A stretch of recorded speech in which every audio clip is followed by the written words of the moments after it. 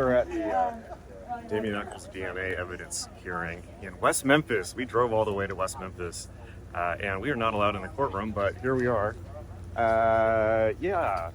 So in my understanding, they are testing, well, they're not testing today, they are having a hearing about whether they should look at the DNA evidence for the West Memphis case to hopefully exonerate Damien Echols. From what I was just talking to somebody, and apparently they have the testing kit right there.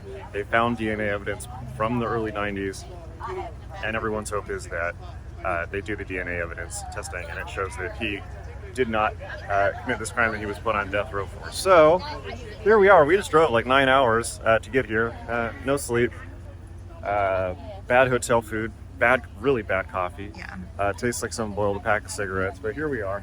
We were hoping to get in, but apparently the max capacity of the courtroom is 15 people, and that has been exceeded. That's pretty much all we got right now, at least, but we wanted to do a video about it and show support. Damien put a post on Instagram about asking people to come because apparently according to him, one of the reasons, the only reason the state didn't murder him last time is because there was so much support and so many people watching, so figured we ought to come. It's gotta help a brother in need. So, but yeah, there's a whole lot of cops here. We will, I guess, add more to this if more occurs. I don't think this is very long, and presumably they'll come out of the courtroom in a second. Want to know what happened? Yeah! It was hard to hear the judge. She was very soft-spoken, and it was very hard to hear what she was saying. But basically, it seemed to me that she said there are a couple hurdles that have to be crossed here. One of them was going to be the jurisdiction. Was this filed in the right court? And it seemed to me that she said, no problem there. Second one was, is this a habeas corpus position? Which is what the prosecutor had raised. The argument came down to, is Damien Echols in custody of the state right now? The state has claimed he's not. Habeas corpus applies to people who are in custody according to the law, according to the judge's interpretation. Patrick Baker, Damien's lawyer, argued he is not entirely free. He has still got this felony conviction hanging over him. He is still not free of a wrongful conviction. And this is a way, getting this tested is a way that we could establish that.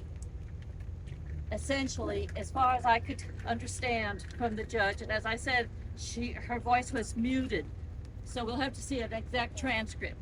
But she said that her interpretation of the law is that making this that he is not in custody of the state, and basically that's that. So the law that this is filed under does not apply. End of story. That was the end of it. There was no more discussion.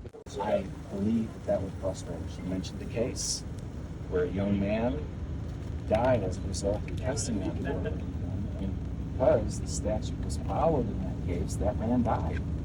And so she mentioned this in election, change the laws.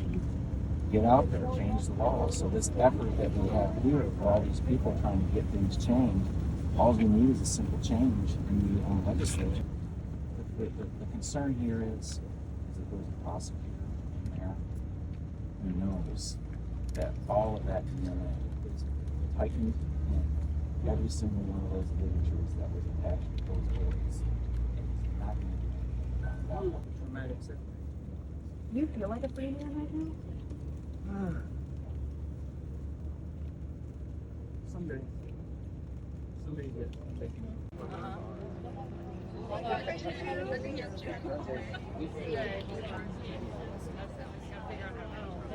Okay, there you have it. We tried to film whenever we could. Damien came out of the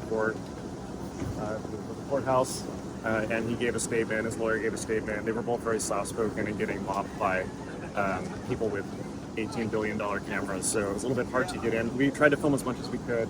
I'm sure there'll be lots of footage from this, from the actual news media online. But from what I gathered, and obviously don't take this. This is what I heard from the people with bits and pieces from different places. It seemed like they didn't go as well as planned. It seems like I guess the court decided that he's no longer in the custody of the state, so it doesn't matter whether they test or not. His lawyer, from what I gathered, was trying to argue that he is to some extent because he still has this verdict hanging over his head. So Damien came out. He looked pretty crestfallen. He looked pretty disappointed. And I heard him over say that he wasn't disappointed. He looked,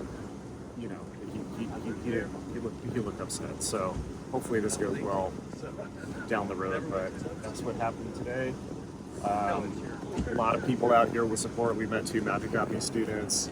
It was great to see them, and it seems like there's a lot of love here for Damien and his work. So glad we were able to come.